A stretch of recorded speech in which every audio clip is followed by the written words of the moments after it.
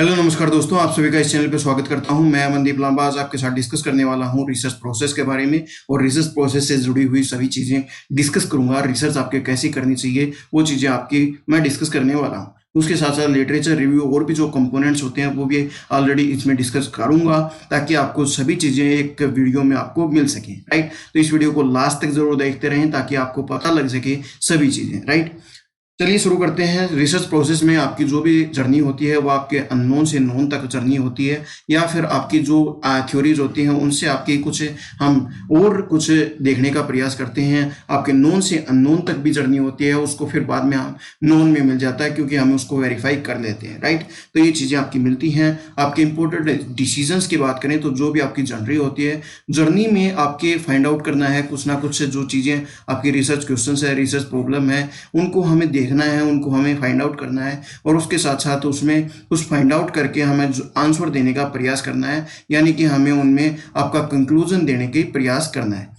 जो भी आपकी प्रोसेस है नोइंग की, उसमें आपकी कुछ ना कुछ पहले तो आपका सभी चीज़ें आपकी मेजर नहीं होंगी, उसमें कुछ टेंटेटिव होता है, मतलब कि हमें कुछ हमारी बिलीव्स होती हैं, बिलीव्स को हम ट्रू करने में, मतलब कि उनको प्रूव करने में हम प्रयास करते रहते हैं। ये टेंटेटिव प्रोसेस होती है रिसर्च में। हम कुछ मान के चलते हैं, हमारी बिलीव्स होते हैं, उसको हम प्रूव करने का प्रयास करते हैं। वो हो सकता है आपकी प्रूव हो या ना हो, वो डिपेंड करता है, राइट। उसके बाद आपके रेफरेंस टू अथॉरिटी की हमारी कोशिश रहती है। इसमें जो भी हम बिलीव कर रहे हैं उसको ट्रू करने में हमारी जो भी आपके जो भी कंपोनेंट्स हैं, जो भी हमारे संबंध, जो भी हमारे उससे स्टडी में यूज़फुल है, जो भी स्टडी में हेल्प कर रहा है, उसकी हमें रेस्पेक्ट करनी चाहिए। चाहे वो आपका लिटरेचर हो, कोई मतलब आर्टिकल हो आपका किसी पर्सन का, या फिर और कोई पर्सन हो जो आपकी हेल्प कर रहा हो किसी डाटा को, तो उसकी रेस्पेक्ट हमें करनी चाहिए। ये चीज़ें आपकी मिलती हैं आपके रिसर्च में। उसके साथ साथ आपकी जो प्रायरी मेथड है, मतलब कि हमें जो आपका बिलीव करते हैं हम ट्रू कि ये चीज़ें आपकी मिलती हैं, तो उनको कॉमन सेंसेस के आधार पे हमें अपील करना है, उन्हें देखना है, उन्हें टेस्ट करना है कि हमारी जो हम खुद अपना दिमाग दौड़ा कर देखें कि ये चीज़ें आपके रियल ग्राउंड पे मिलती है या नहीं मिलती, वो चीज़ें हम देखने का प्रयास करते हैं। साइंटिफिक मेथड होता है जो हम ट्रूथ बेस्ड मेथड यूज़ करते हैं, ऑब्जेक्टिव देखते हैं, पब्लिक देखते हैं, पब्लिश करके उसको इन्फॉर्मेशन को साइंटिफिकली हम पर प्रूव करते हैं कि ये चीज़ें आपकी मिलती हैं, ये चीज़ें आपकी इंटरप्रेट होती हैं, हर एक चीज़ आपकी यहाँ पर मिलती है। तो ये चीज़ें आपकी करने का हम प्रयास करते हैं, राइट। रिसर्च की प्रोसेस होती है वो आपकी किसी भी रिसर्च प्रोसेस आपकी सिक्वेंशियल होनी चाहिए, कि यानी कि आप ये समझिए कि आपकी जो सीढ़ियाँ हैं वो सीढ़ियाँ आपकी एक पाथ होता है, ठीक है। तो उस पाथ में आप ये तो है नहीं कि आपकी लास्ट वाली सीढ़ी पे आप पहले चढ़ जाएंगे और फिर बाद में आप अलग पे, तो ये एक तरीके से प्रोसेस है। आप पहली सीढ़ी पे जाएंगे, फिर सेकंड पे जाएंगे, फिर थर्ड पे जाएंगे, मतलब कि हमारी सिक्वेंशियल सारी चीज़ें होनी चाहिए। उसके बाद जनरलाइज वे में हमें उसको रिसर्च को करना है। आपके जो भी आपके स्टडी की उसको स्टडी में को हमें सभी चीज़ सभी पर्सनस को समझाना का प्रयास करना है, सर्कुलेट करना है उन लोगों के पास जिनके पास वो चीज़ें नहीं पहुँची हैं, ताकि उनसे कुछ फ़ायदा हो सके। एवोल्यूशनरी प्रोसेस हमें आइडेंटिफाई करनी है कि हमें कुछ ना कुछ ऐसी इनोवेशन लेके आनी है, कुछ ऐसा इवोल्यूट करना है ताकि उससे हमारी जो फ्यूचर है, हमारा जो प्रेजेंट है, उसको हम और भी अच्छे और भी बेटर कर सकें, राइट। तो ये रिसर्च प्रोसेस की हर एक चीज़, हर एक रिसर्च की ये ज़रूरी है कि ये चीज़ें होनी चाहिए। रिसर्च प्रोसेस में कुछ ना कुछ हमारे स्टेप्स होते हैं जो कि ऑलरेडी मैं डिस्कस भी कर चुका हूँ, फिर से एक बार आपके साथ डिस्कस कर लेता हूँ। रिसर्च में हमारी जो प्रॉब्लम होती है, हमारे जो क्वेश्चंस होते हैं, उनको हम देखने का प्रयास करते हैं, उसका लिटरेचर देखने को प्रयास करते हैं, आर्टिकल्स हम आइडेंटिफाई करते हैं कि उस पर कोई आर्टिकल्स मिल जाए ताकि उनसे हमें हेल्प मिल जाए। उसके बाद हम जो भी क्वेश्चंस होते हैं, जो भी हमारी प्रॉब्लम्स होती हैं, उनको ऑब्जेक्टिव्स में डेवलप कर देते हैं कि वो आपकी जो प्रॉब्लम्स है वो ऑलरेडी आपकी सोल्व है या नहीं है, उन चीज़ों को हम देखते हैं।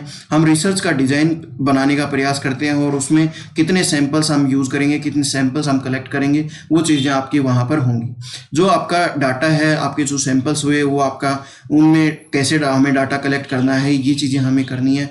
फिर बाद में हमने डाटा आपकी क्वेश्चनरी के थ्रू कर ली, या फिर आपके शेड्यूल के थ्रू कर ली, या और कोई मेथड के थ्रू कर ली। आज के दिन गूगल फॉर्म्स के थ्रू भी हम कर रहे हैं, तो किसी भी मेथड के थ्रू हम कर लिया, लेकिन उसको हम एनालाइज करने का लिए आपका एनालाइज करना है, आपके स्पेसस यूज़ करना है या और कोई सॉफ्टवेयर यूज़ करना है, वो आपका डिपेंड करता है। आपका एक्सेल से यूज़ कर सकते हैं, वो चीज़ें मिलती हैं। उस उसको हम जनरलाइज वे में और इंटरप्रेट करते हैं कि हमारी जो स्टडी हुई है, स्टडी को आपका बिल्कुल इंटरप्रेट कर देते हैं कि ये चीज़ें कौन कौन से फैक्टर्स हैं जो आपकी स्टडी में होने चाहिए, उनको हम एक डॉक्यूमेंट में आपके जो थीसिस होती है या डिसर्टेशन होती है उसमें आपका ढालने का प्रयास करते हैं, राइट।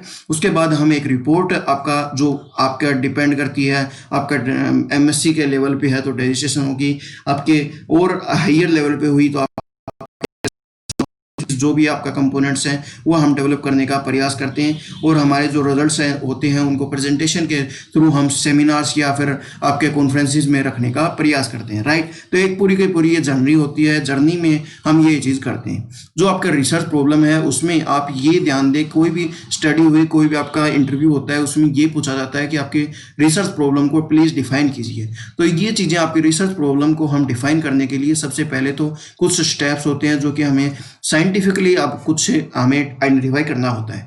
तो जो भी आपकी डेस्टिनेशन होती है, यानी कि हमारी जो जर्नी होती है आपका, या स्टार्ट से लेकर और बी पार्ट तक, यानी कि हमारी डेस्टिनेशन तक, तो उसमें कुछ डिटरमाइन करना होगा, हमें कैसे वो काम करना है, वो चीज़ें हमें देखनी है कि हाउ, व्हाट एंड व्हाट आपकी कैसे आप अचीव करेंगे, कैसे उसको करेंगे, और कैसे उसको जो चीज़ें हैं आपकी कब होंगी, कैसे होंगी, और कहाँ आप अचीव करेंगे, ये चीज़ें आपकी मिलती हैं।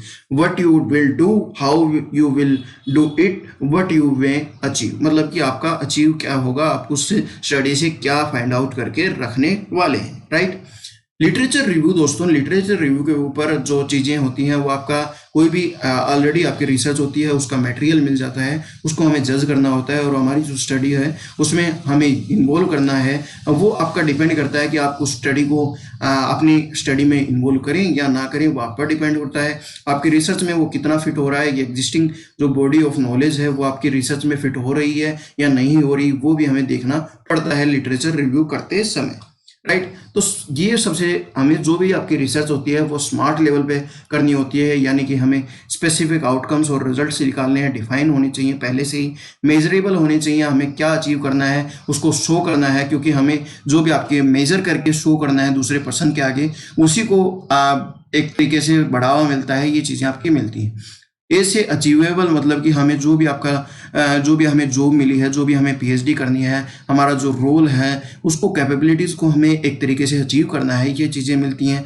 हमें रिलेवेंट जो ऑब्जेक्टिव्स हैं, लिंक्स होते हैं, उनको हमें यूज़ करना है। रिलेवेंट डिपार्टमेंट्स में, रिलेवेंट आपके यूनिवर्सिटीज़ में हमें लिंक प्रोवाइड करना है, उसमें जोड़कर चीज़ें कुछ फाइंड आउट करना है। टाइम फ्रेम में होनी चाहिए, क्योंकि आपकी जो स्टडी होती है वो 4 से 5 कुछ आपके टाइम पीरियड में करनी होती है आपके पीएचडी। तो इस तरीके से आपका date set for time competition के लिए आपको रखना होगा। तो इस तरीके से आपकी स्टडी होनी चाहिए स्मार्ट लेवल पे, राइट।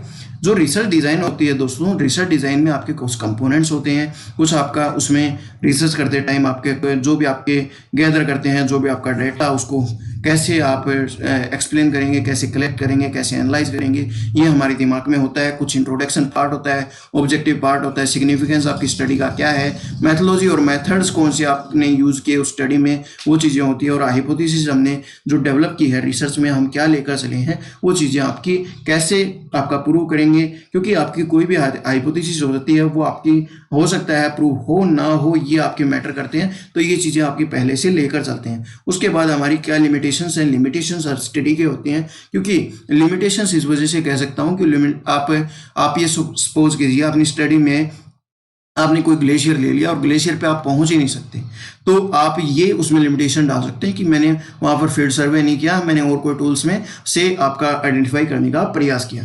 तो ये चीज़ें आपकी मिलती हैं, लिमिटेशंस हर एक चीज़ की होती हैं दोस्तों, ये आप दिमाग में रखें। जो भी आपके रिसर्च डिज़ाइन होता है उसमें कुछ हमें सैम्पलिंग करनी है, कुछ हमारे डिज़ाइंस होते हैं, कुछ हमारे जो मेथड्स होते हैं उनको सिलेक्ट करके हमें स्टडी में आपके इन्वॉल्व करना है, ऑब्जर्वेशन करनी है, कुछ आपकी जो भी आपके ऑब्जर्वेशन आपको क्रिएट करनी है, या फिर ऑब्जर्वेशन आपके क्वेश्चनरी के माध्यम से, आप फील्ड सर्वे के माध्यम से कैसे करेंगे वो आपके मैटर करता है। आपके जो भी आपका डिज़ाइन है उसमें कुछ डाटा होता है, डाटा को इन्वॉल्व करते हैं, कुछ इन्फॉर्मेशन होती है, अदर जो भी आपके गैदर्ड होती है या एनालाइट फॉर्म में हमें मिलती है, रिपोर्ट्स के फॉर्म में आपकी गवर्नमेंट रिपोर्ट्स भी हो सकती हैं, उस फॉर्म में मिल सकती हैं, ऑपरेशनल डिज़ाइन हो सकती हैं, उसमें हम डील करते हैं टेक्निक्स को और उसको सर्टिफाइड आप इस तरीके से प्रोसेस करके और हम सैम्पलिंग को आपके ऑपरेट करते हैं। तो ये आपका पूरा का पूरा आपको ओवरव्यू शुरुआत से लेकर आखिरी तक मैंने देने का प्रयास किया। होप आपको बहुत अच्छी वीडियो लगी होगी। आपका यहाँ तक देखने के लिए बहुत बहुत धन्यवाद। दोस्तों, आप अपनी स्केल के अकॉर्डिंग रेट एंड रिव्यू ज़रूर करें मुझे कि आपके अकॉर्डिंग कितनी ये वीडियो ऑथेंटिसिटी के अकॉर्डिंग आपकी जो कोर्सेज मैं डिज़ाइन कर रहा हूँ, आपकी सीरीज़ लेकर आ रहा हूँ फ्री ऑफ कॉस्ट, तो उसको से आप सेटिस्फाइड हैं या नहीं है वो भी मुझे बताएं और कमेंट सेक्शन में इंतज़ार करूँगा। आप प्लीज़ लाइक करें ताकि मुझे सपोर्ट मिले, जो भी मुझे जो शेयर कर रहा हूँ आपके साथ नॉलेज उसको सपोर्ट मिल सके और अच्छी से अच्छी वीडियो आपके साथ मैं शेयर करता रहूँ। सजेस्ट करें अपने दोस्तों के साथ और अपने साथियों को यहाँ पर जो बताएं कि ये ऐसा प्लेटफॉर्म है और यहाँ पर इस चैनल को अभी तक आपने सब्सक्राइब नहीं किया है तो सब्सक्राइब के साथ साथ जो बेल का आइकन बना है उसको भी आप दबा लें ताकि आपको अपकमिंग जो भी वीडियोज़ हैं उनकी नोटिफिकेशन मिल सके। तो आप सभी का देखने के लिए धन्यवाद। जय हिंद, जय भारत।